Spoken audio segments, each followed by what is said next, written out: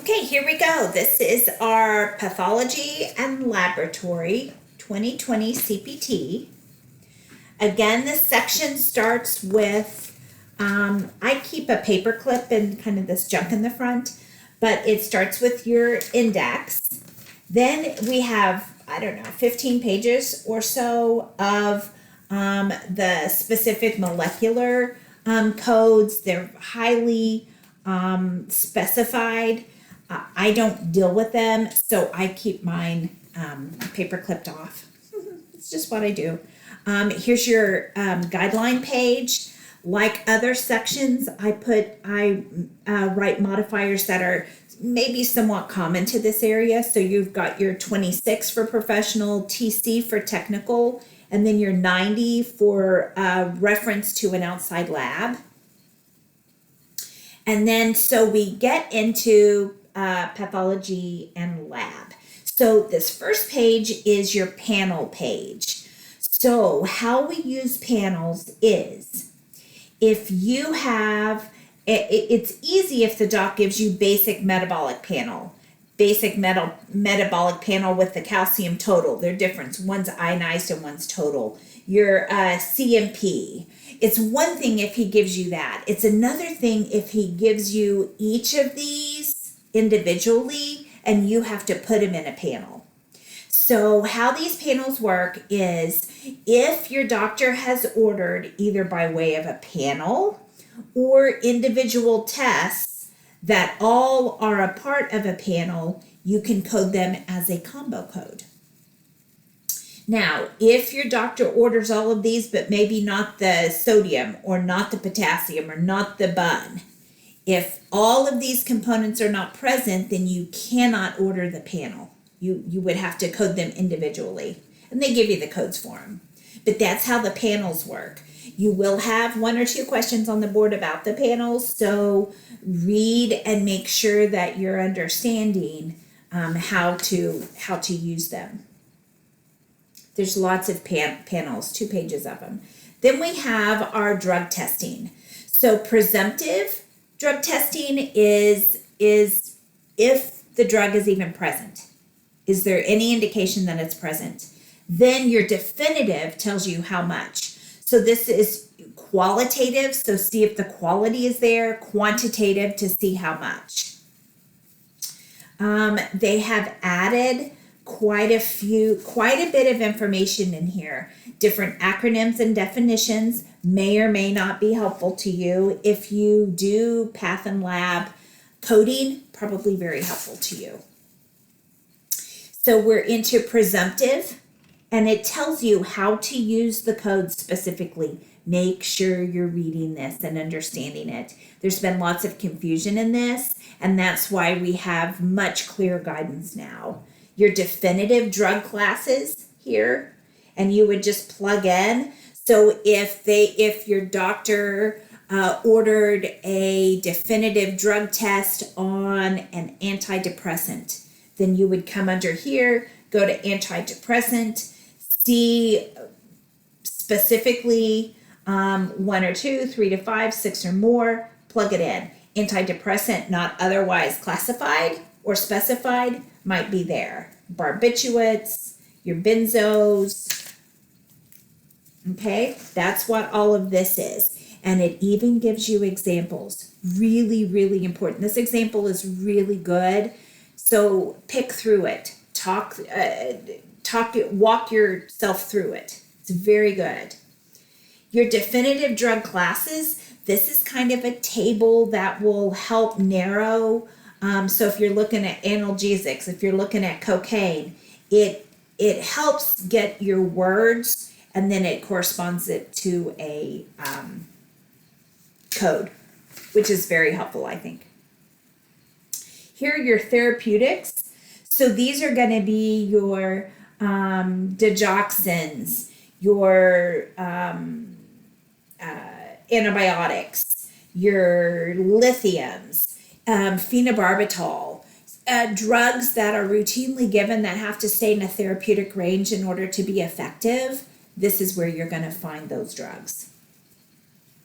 Lots of changes in this area of late. So that's why you see maybe codes out of sequence, deleted codes, they've added tables. It's not a hard section, but you've got to, some of the key stuff, you've got to know qualitative versus quantitative. So quality, is it there? That's just the presence. Quantitative, so okay, it's there. How much is there? So say they were doing a drug screen for whatever reason. First, they're going to do a qualitative. Is marijuana there? Is cocaine there? Then they're going to do, yep, it's there. You're positive now. Now we're going to see how much of it. Usually your employer drug screens are only testing for the presence of it. Once you pop positive, they don't care how much of it, because you're already positive. Your therapeutic drugs, the doctor has prescribed that drug. They know that you're taking it, so they're wanting to make sure that you're in a therapeutic range. Your evocative and suppression testing, very, very specific. Most of this is on hormones, glucose, different levels in your blood. We get into clinical pathology consultations. These are rendered by the pathologist in response to a request from the physician. You would have that documentation. And this reporting of a test result without medical interpretive judgment is not considered clinical. So clinical pathology consultations. So the pathologist has to have looked at a test and had to render a judgment, an opinion on it. Here's your urinalysis. So I do a lot of underlining here so that my eyes can see it right, because you can have it automated or non-automated. You can have it with a microscope or without. So that's what I underline so that I can more rapidly plug in like I should. Molecular pathology, again, is a very, very specific area. We don't typically get into this much. So I'm going to I should have this area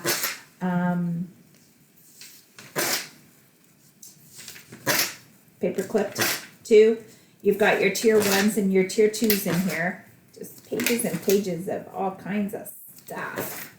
Very, very, if you work for a geneticist or a genome, a lab that does a lot of genome, then you're probably going to get very, very, very educated in all of that. For the purpose of your board, I doubt you'll see any of it. If you do, you'll have those code choices, and then you would just, try to do the best that you can. We could spend 2 days just learning the basics of some of that. So the next area in your lab section, not pathology, but your lab section, is your chemistry level. Now, chemistry, there's 3 different areas in here, and I kind of try to define them so that it's easier to find a code. So when you hear a blood test or see a blood test or some kind of lab being done, you can go to that area depending on what that lab is. So your chemistry area is checking for levels, chemicals in your blood. Not your blood itself, but chemicals in your blood. And they want it quantity. They want to know how much of it. So they want to know how much adenosine is in there, how much albumin, how much bile acids, how much bilirubin, how much ammonia. Okay, so that's what's in here.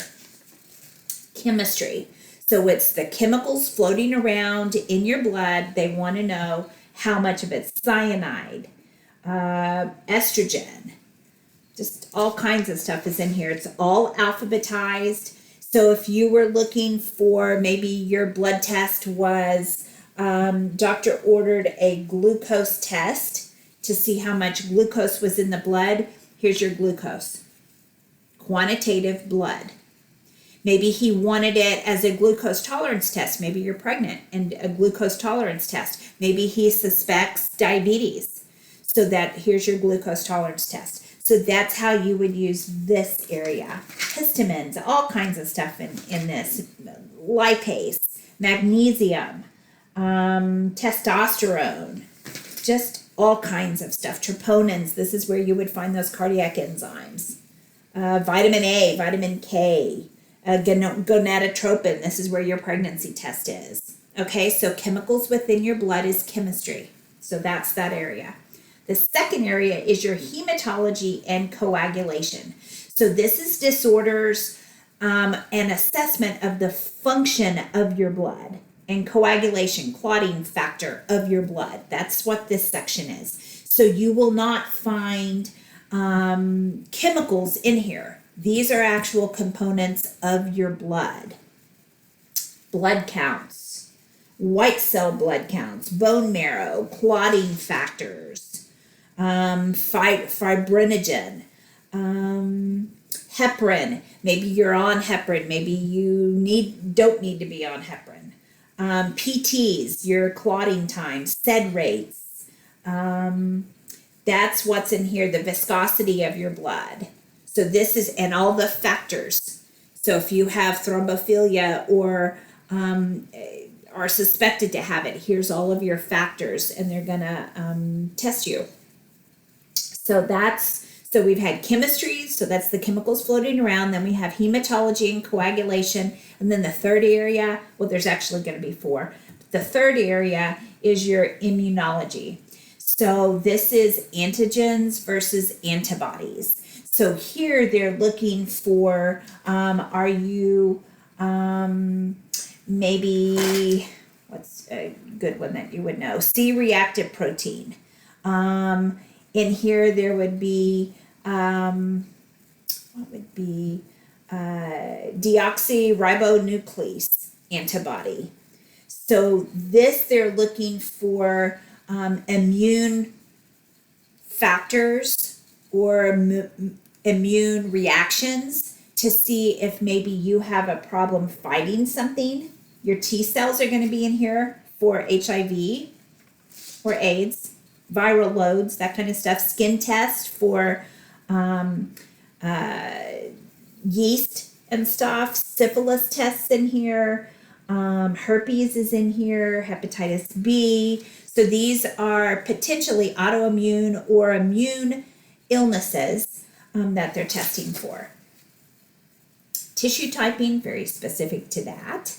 Transfusion med, and here's where you're going to have your RH factors, your antibody screenings, if you need frozen packed cells, if you need regular red blood cells, all of your transfusions are in there.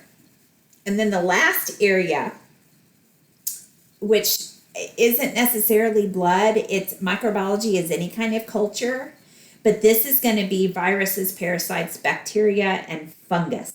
So that they're going to culture, try to grow out this stuff to figure out what's wrong with you, figure out if you're growing a culture of fungus, then they can help isolate it and then figure out how to treat you from there. So this is that next section.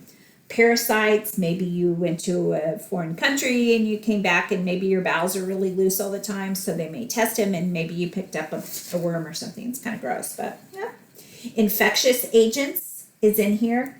Aspergillus, chlamydia, flu, parainfluenza virus, RSV. All of that's in here. So this would be under microbiology. And it's all alphabetized, makes it a little bit easier. So that's kind of the end of the lab portion, and now we're getting into the pathology portion, which is personally my favorite.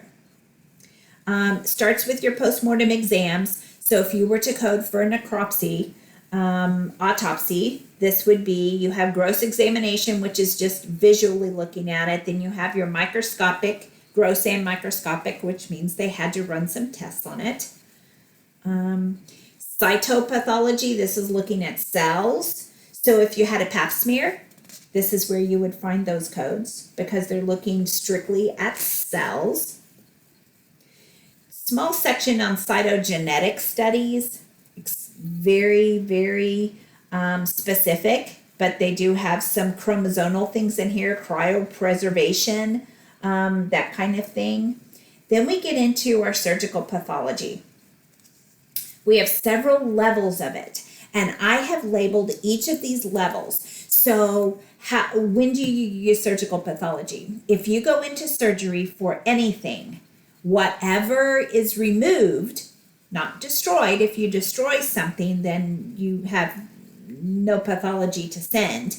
But anything removed, whether it's a biopsy or an actual surgery, a removal of something, all gets sent through pathology and gets labeled as one of these levels. So that's how we use it. So you have your first level, which is a gross examination only. That could potentially be maybe they removed a bullet from your gut. Well, the pathologist just needs to look at that bullet to know that it's a bullet. Most tissues will fall into the other categories. So your level 2, 88302, would be your normal tissue. And if you look, it makes sense. Appendix that was taken out incidentally. There was nothing wrong with it. It was just taken out because they were in there.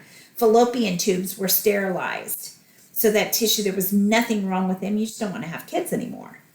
So there's no known disease process going on, nothing suspected. We have a lot of newborn stuff, newborn foreskin. There's nothing wrong with that. They just wanted them circumcised.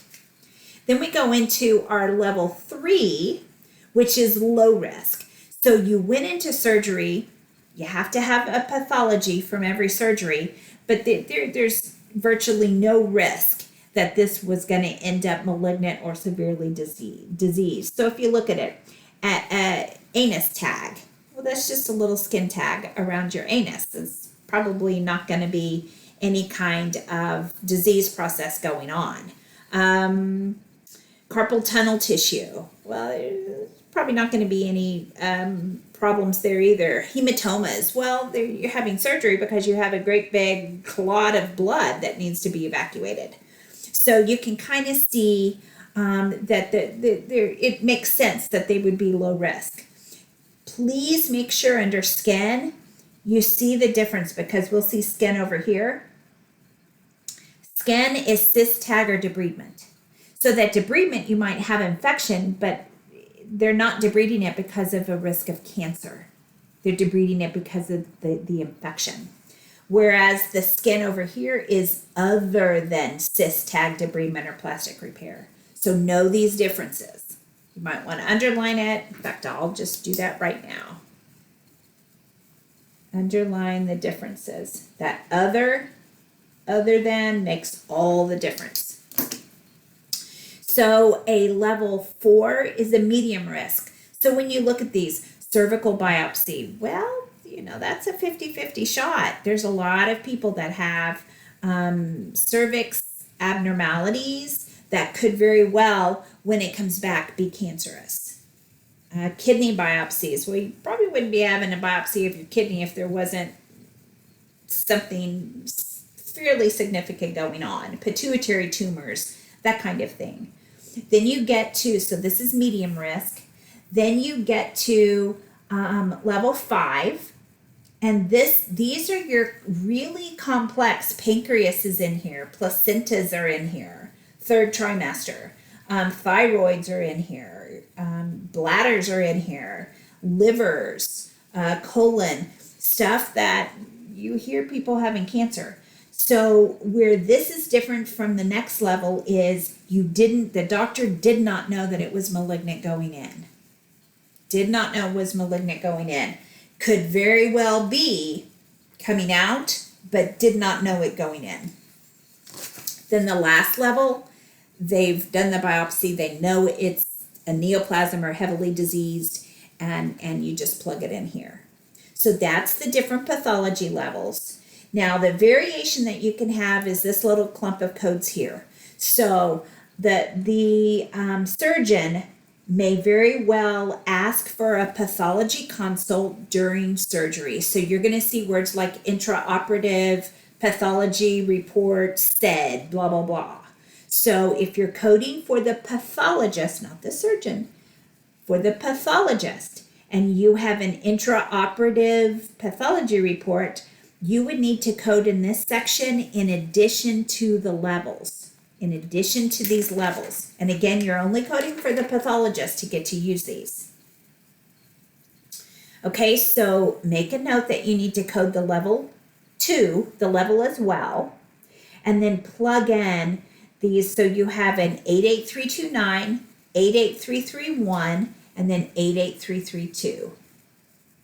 Okay? All of these, even 88333 and 88334, all of that are still under the pathology consultations. You're probably going to be using to the 332. You probably won't use these two very much. Okay, we have in vitro stuff, other procedures. We always have to have other procedures. We have reproductive medicine, very specific to that. Then we have some proprietary lab type of things, type of codes. They all end in U.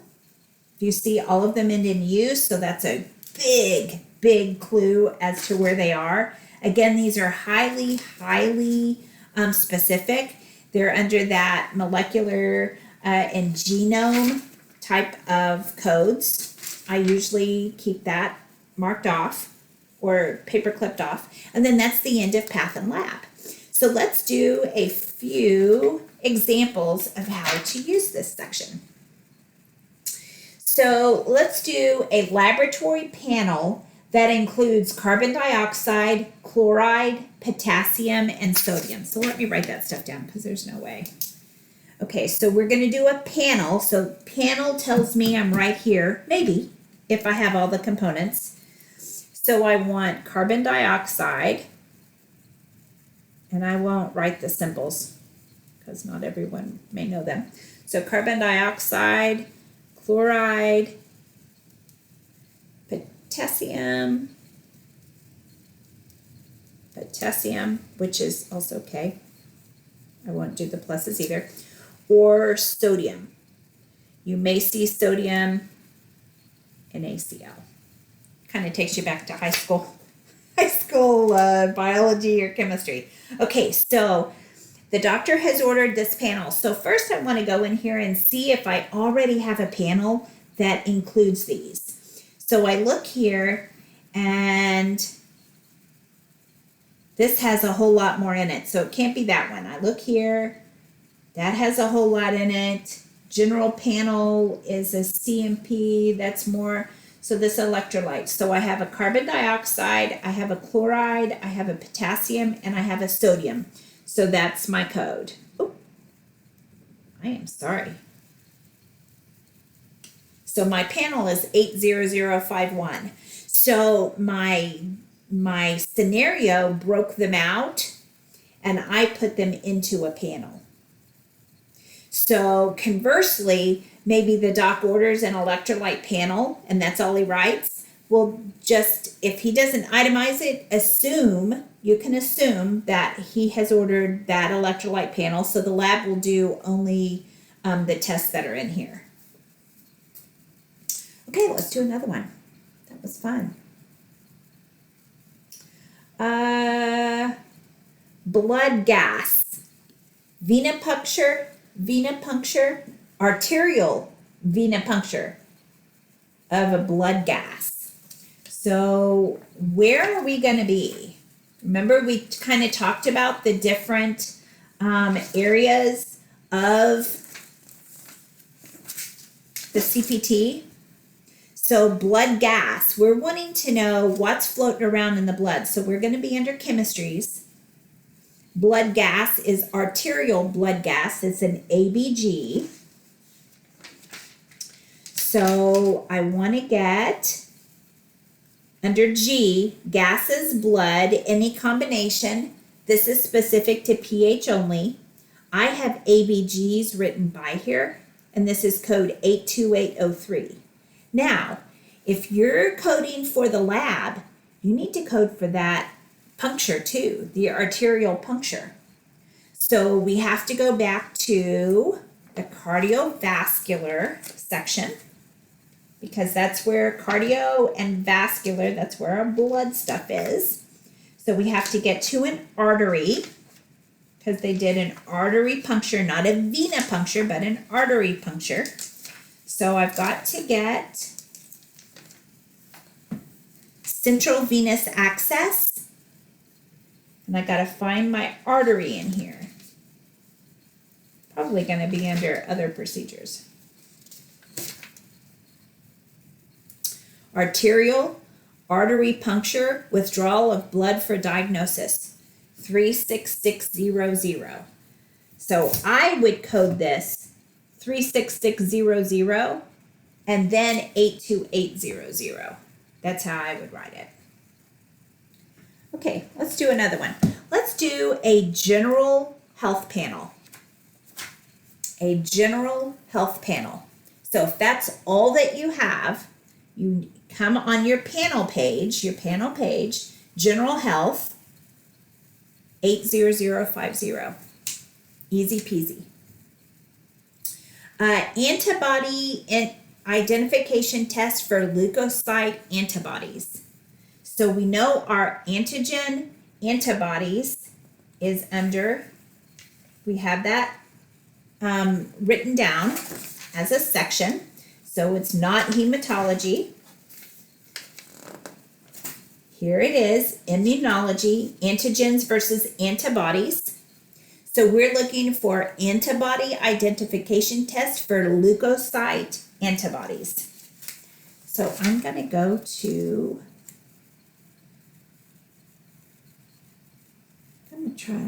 I can't talk and read.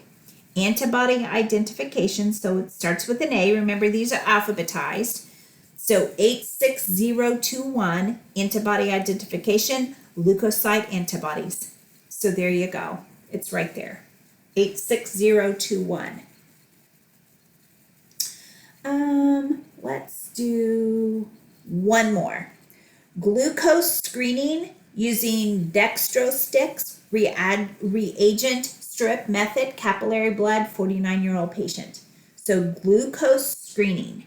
So what is that going to be? Glucose is a substance in the blood floating around.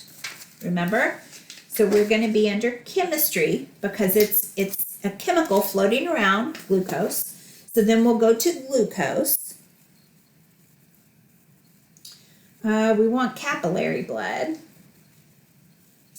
with a reagent. We may not be able to find capillary, but 82948 is blood reagent strip. So now we've got to code. Remember, we're coding for the lab. So we have our blood test, but we have to code for getting that blood. So we're back in the cardiovascular section. This is why tabbing kind of helps. You're back in the cardiovascular. Remember, you're going to access the blood. So we're back in this area, and it's going to be capillary. So it's not anything big. It's just a little tiny prick.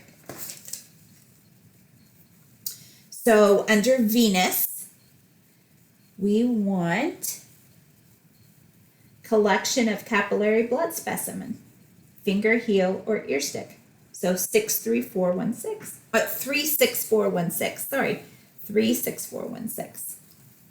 Okay, so that's how you use this section, the Path and Lab. Not too hard. Once you kind of break it down in your mind, it's not too bad. And we will do medicine section next. See you in the next video.